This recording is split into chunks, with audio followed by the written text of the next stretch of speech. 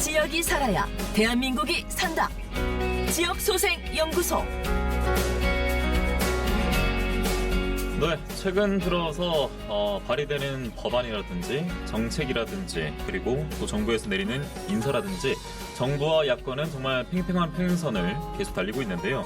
자, 이 가운데 정부도 그렇고 야권의 민주당도 그렇고 완화라는 방향성에 있어서 뭔가 좀 비슷해 보이는 움직임이 나타나고 있는 지점이 있습니다. 바로 상속세인데요. 이 상속세가 무엇이고 상속세를 완화를 한다는 건 어떤 의미가 있는 것인지 지역소생연구소에서 들여다보겠습니다.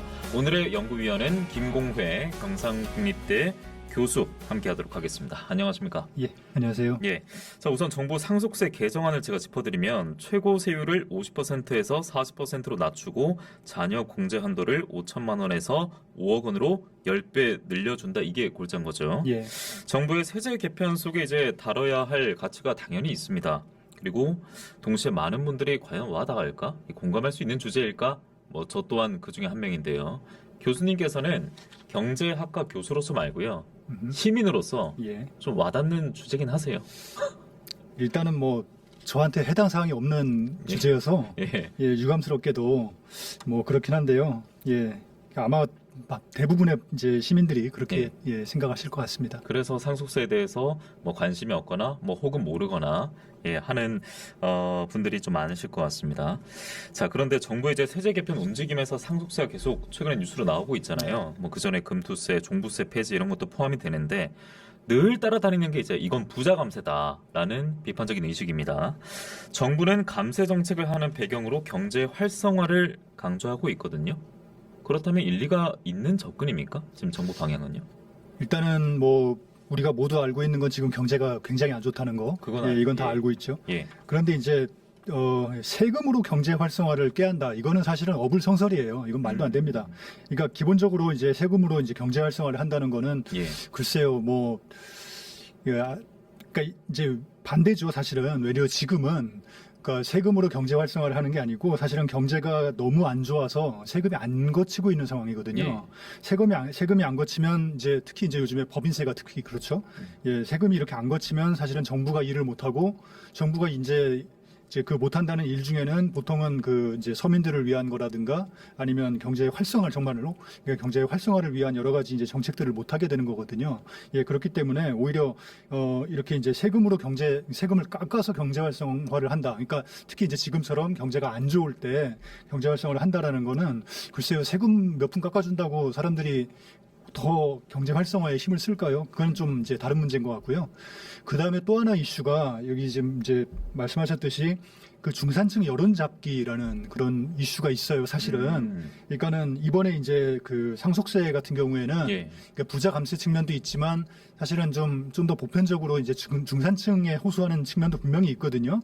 근데 이제 저는 사실 이 부분과 관련해서는 이게 좀 사악하다라는 생각까지 이제 갖게 되는데. 사악하다고요? 예, 왜 그러냐면, 사실은 중산층에 딱히 뭐 상속세를 낮춰달라는 여론이 있다는 얘기를 저는 들어본 적이 거의 없어요. 그러니까 사악하다는 건 무슨 말이냐면, 오히려 이제 이걸 이제 흔히 말하는 떡밥이라고 하죠. 예, 이런 떡밥을 던져가지고 중산층의 여론을 오히려 만드는 거에 더 가깝다. 그러니까 여론 몰이하는 이제 선동하는 그런 거에 좀 가깝지 않느냐. 저는 좀 이런 생각을 좀 갖고 있습니다. 아니, 그러면 그 떡밥을 묻는 사람이 많다면 그 중산층이 우리가 평소 생각하는 기준하고도 좀 완전히 다른 모양이네요. 예. 야, 정부의 이 상속세 개정안 이 배경에 대해서 계속 저희가 살펴볼 텐데, 우선 해외와 비교한 게 있더라고요. 대통령실에서도 이걸 언급했던 것 같던데 OECD 국가 대비 상속세율이 우리가 높다. 그래서 상속세 이 부담이 우리 국민에게 소수라도 우리 국민이니까 과한 측면이 있다. 이렇게 지금 우리가 지금 해석이 되거든요. 제가 그렇게 해석이 됩니다. 이건 맞습니까? 일단은 세제는요. 다른 나라하고 비교할 때 이게 좀 조심해야 되는 부분이 있어요. 그러니까 역사적이고 또 사회문화적인 특성을 반영을 하기 때문에 특히 이제 상속세는 더 그럴 거잖아요. 이제 그 함부로 뭐라고 할까요? 다른 나라들하고 이렇게 비교하는 거는 좀 금물이라는 말씀을 좀 미리 드리고 싶고요. 일단은 좀 길어질 수도 있지만 이제 다른 나라들 상황을 조금 말씀드리면, 그러니까 2021년 기준으로 해가지고 이제 OECD 이제 회원국이 38개국인데 예. 상속 관련 세금을 부과하는 나라가 24개국이에요. 그러니까 무슨 말이냐면 다른 14개 나라는 상속 세제가 없는 나라도 있다는 거예요. 아예 없어요. 예, 그러니까 이게 이제 제가 말씀드리는 그런 여러 가지 이제 나라마다 그런 특성이라는 거고요. 근데 이제 상속세를 부과하는 24개국 가운데서도 이게 좀 차이가 있습니다. 그러니까 이제 우리나라, 그러니까 이런 차이죠. 그러니까 죽은 사람을 중심으로 매기는 나라들이 있고요. 예. 돌아가신 분을 중심으로. 예. 그다음에 상속 받을 사람, 예. 그러니까 자녀들이라든가 이런 그 상속 받을 사람을 중심으로 매기는 나라들도 있는데, 24개국 중에 이제 20개국은 그 상속 받는 사람들을 예. 중심으로 매깁니다. 예. 예. 근데 이제 우리나라는 그 나머지 4개국 중에 하나인데, 그러니까 이제 돌아가신 분들 기준으로 그러니까 이렇게 피상속인에게 매긴다. 그렇습니다. 예, 그러니까 예. 이게 말이 조금 이제 혼란스러운데 그러니까. 피상속인이라고 하거든요. 피가 붙으니까 괜히 한 번 더 그렇죠. 돌려 생각합니다. 예, 맞습니다. 그래서 그런 돌아가신 분을 중심으로 이게 매겨지고요. 그런 차이가 있고, 그 다음에 우리나라 상속세율이 10%에서 이제 50%까지 단계적으로 이렇게 누진적으로 설계가 돼 있어요. 예. 근데 이제 우리나라 최고 세율이 어쨌든 50%인데, 그러니까 OECD 나라들 가운데서는 아마 일본 정도를 빼면은 일본이 55%인가 그렇거든요. 이제 가장 높은 수준인 건 맞아요.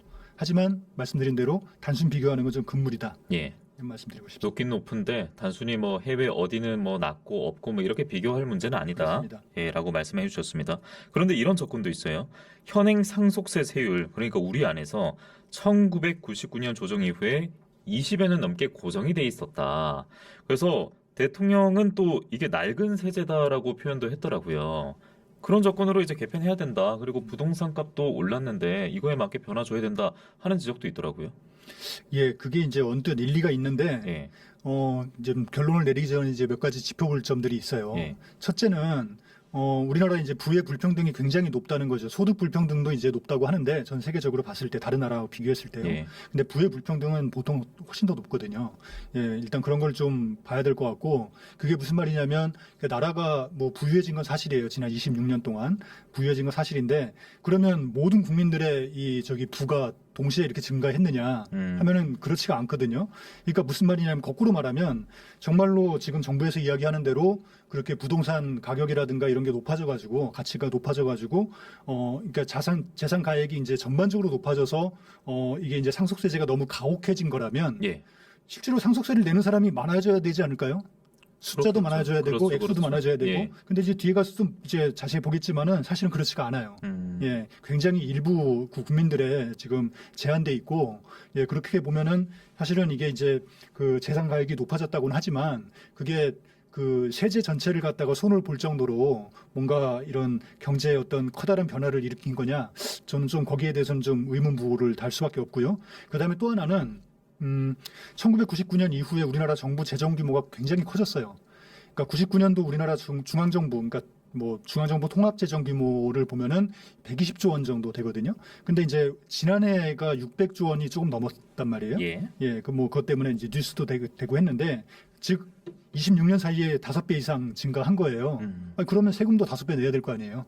예, 그러니까 그렇죠. 이제 그런 부분들이 조금 고려돼야 된다. 예, 이렇게 말씀드리고 싶습니다. 그러면 그 내는 소수의 그 사람들의 뭐 곡소리는 있었어요, 그러면? 중산층도 뭐 상속세 인하해야 됩니다라고 하는 그런 여론이 없었다면서요, 거의. 예. 예.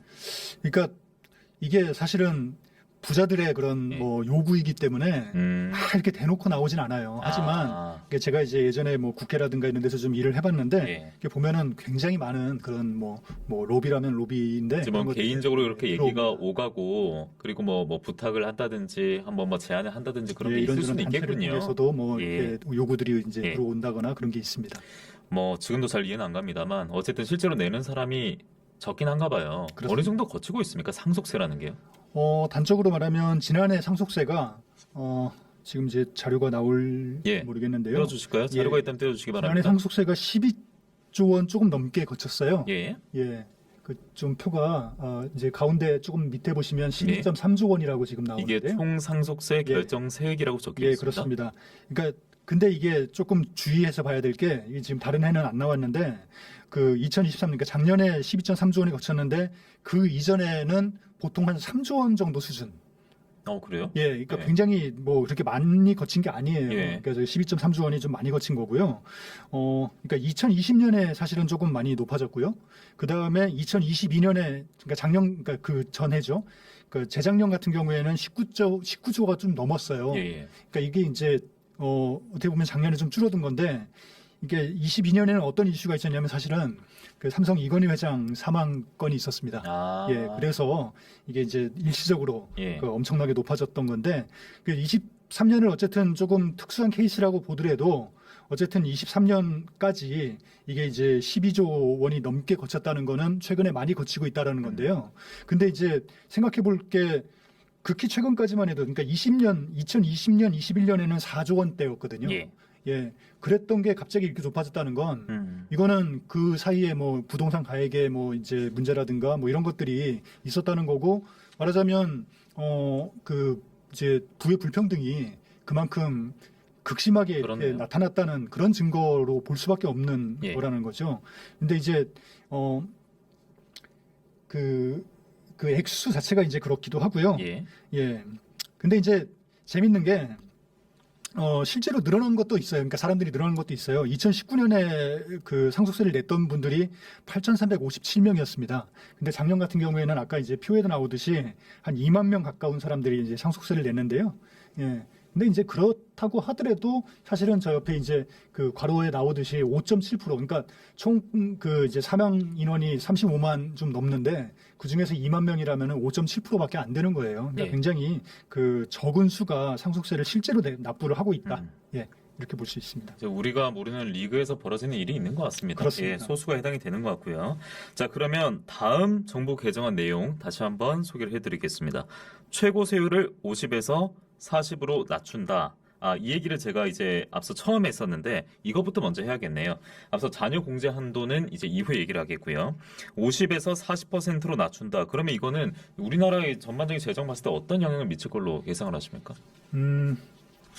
이제 그 표가 나올까요? 상속증여세 개편 정부안 이 표가 지금 화면으로 나오고 있습니다. 현행 제도와 그 개정안 지금 정부가 내고 사실은 저게 이제 지금 정해진 건 아니고요. 예. 정해진 건 아니고 그 저기 이제 정기 국회에서 이게 통과가 돼야 이제 되는 건데요. 그리고 개정안대로 했을 때는 지금 이렇게 누진 공제액에서 변화가 지금 보이고 맞습니다. 있습니다. 그래서 아까 이제 모두에 말씀하셨듯이 사회자께서 말씀하셨듯이 이제 크게 두 가지 점에서 저기 변화가 있는데요. 하나는 그 공제액이 좀 달라지고요. 예. 그다음에 또 하나가 여기 이제 명확하게 나오듯이 세율이 달라집니다. 그래서 이제 우리나라 뭐 하여튼 제도가 이렇게 저기 상속액에 따라서 좀 누진적으로 설계가 돼 있는데 예. 지금 보시면은 5단계로 돼 있던 게 지금 4단계로 지금 바뀐다는 거 볼 수 그러네요. 있죠. 그리고 최고 세율이 50%였던 걸 40%로 이제 낮춘다라는 건데 하여튼 결론적으로 보면은 이렇게 됐을 때 이제 그 과세 표준이 1억에서 2억 구간이 세율이 낮아지는 면이 있습니다. 1억 이하는 똑같고요. 예. 그죠? 예. 그다음에 2억에서 30억 구간은 사실은 불변이에요. 예, 그 다음에 30억 이상 구간에서 이제 세율이 낮아지는데 50%였던 게 이제 40%로 낮아지죠. 그러니까 이제 바로 이게 이제 중요한데요. 그 50%에서 40%로 낮아지니까 이게 무슨 말이냐면 그 30억 이상, 그러니까 30억 이상 상속되는 경우에 예. 절세액이 그 상속액이 증가할수록 절세액이 거기에 비례해서 증가한다는 거예요. 예, 그래서 뭐 100억 그러니까 30억을 상속하는 사람보다 100억을 상속하는 사람들이 훨씬 더 많이 받고 100억보다 200억을 상속하는 사람들이 훨씬 더 많이 이제 그 혜택을 본다는 거죠. 야, 예. 그러면 그 부자 감세라는 말이 예. 이걸로 설명이 될 수 있겠군요. 예. 그리고 누진 공제액이라는 게 누진이 쌓이는 거 공제가 빼주는 거니까. 네. 그러니까 계속 이 빼주는 그 금액 자체가 늘어난다. 그래서 부자 감세다. 이렇게 그렇습니다. 예. 비판하는 시각이 있는 거군요. 그리고 그러면 자녀 공제한도 바로 짚어보겠습니다. 이거는 현행 5천에서 5억 원으로 무려 10배나 확대를 합니다. 그러면 뭐 조금이라도 이 중산층까지 닿을까요? 좀 범위가 넓어질까요? 해당되는 사례가? 그러니까 이게 이제 사실은 이게 굉장히 이제 뭐 어떻게 보면 공제제도라는 게 일반인에게 좀 생소할 수도 있고 어려울 수도 있는데 사실은 이게 굉장히 중요합니다. 이게 이제 악마가 디테일에 있다고 하는데 예. 그 디테일이 바로 이거예요. 방금 전에 그 표를 다시 한번 좀 띄워주시면 네, 띄워드리겠습니다. 예, 예. 그러니까 여기 지금 보면은 1억 원까지 10% 세금이 붙는다 이렇게 나와 있잖아요. 예. 그러니까 이게 이제 일반인들은 이걸 어떻게 받아들이기가 쉽냐면 단돈 몇백만 원을 상속받아도 세금을 10% 낼 것 같잖아요. 그렇죠. 예, 근데 그게 아니에요. 사실은 공제제도 때문에 현행 제도에서도 이제 배우자와 자녀가 있는 경우에, 그러니까 뭐 상속 신고를 이제 뭐 성실하게 하고 그러면은 10억 원까지 안 냅니다. 10억 원까지. 10억 원까지 안 낸다. 예, 10억 원까지 예. 안 내요, 상속세를. 예. 그러니까는 여기 지금 과세표준이라고 나와 있는데 예. 이 과세표준이라는 건 실제 상속액에서 그 10억 원을 뺀 거예요. 사실은.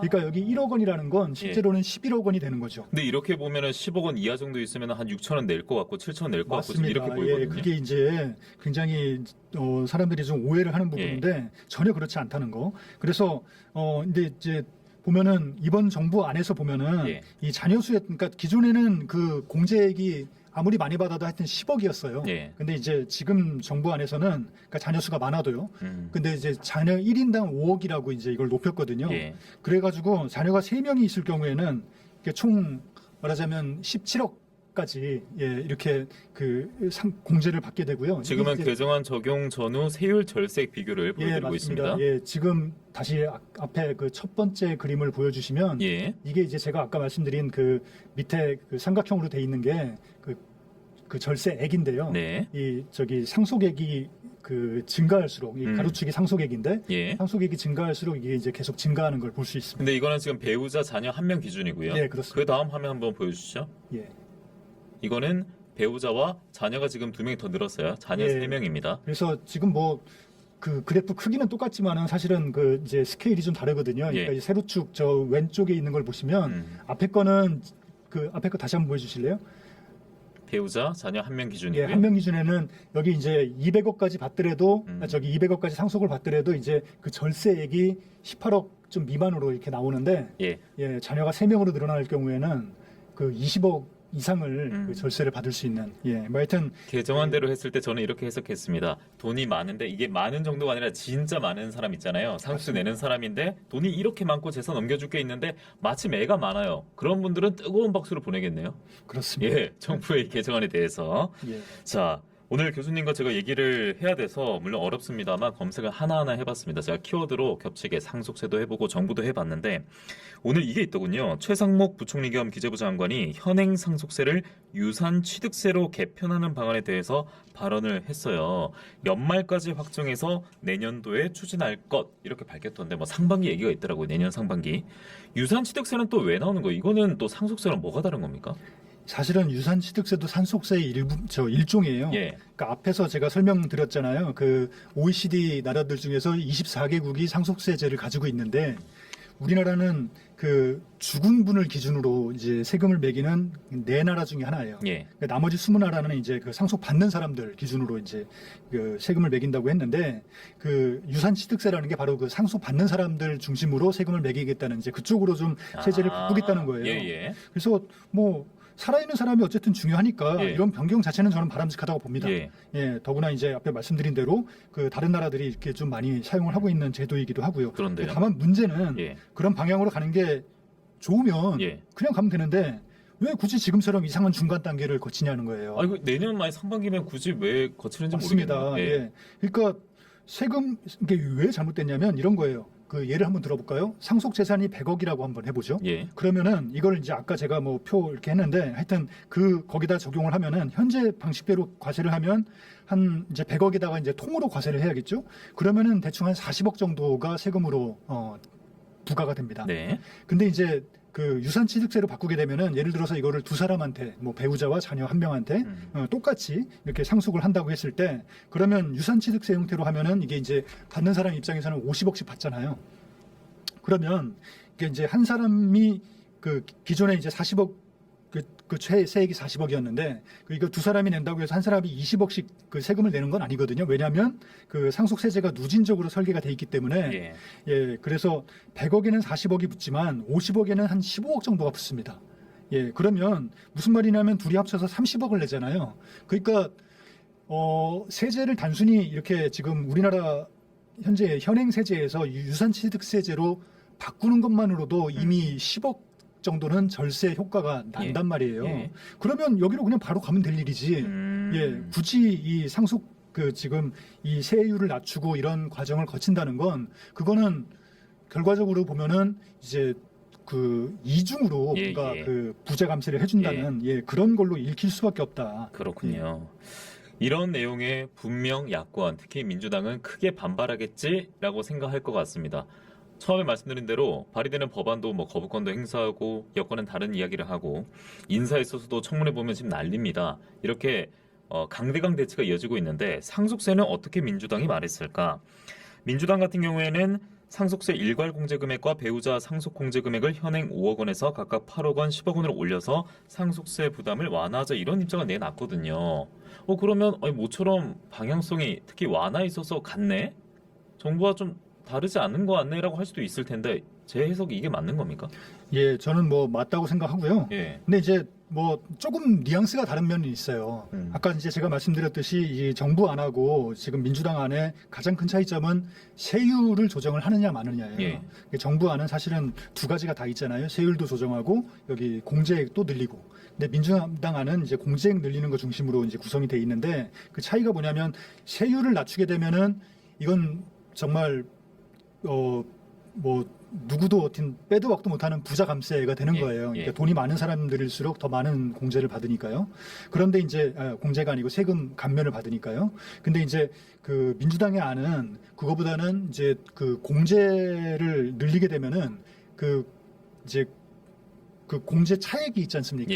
그 사이에 걸리는 이제 뭐 중산층이라고 할 수 있겠죠. 그러니까 대충 보면은 한 10억에서 한 20억 정도 이렇게 이제 상속을 받는 그런 분들이 이제 혜택을 좀 많이 받습니다.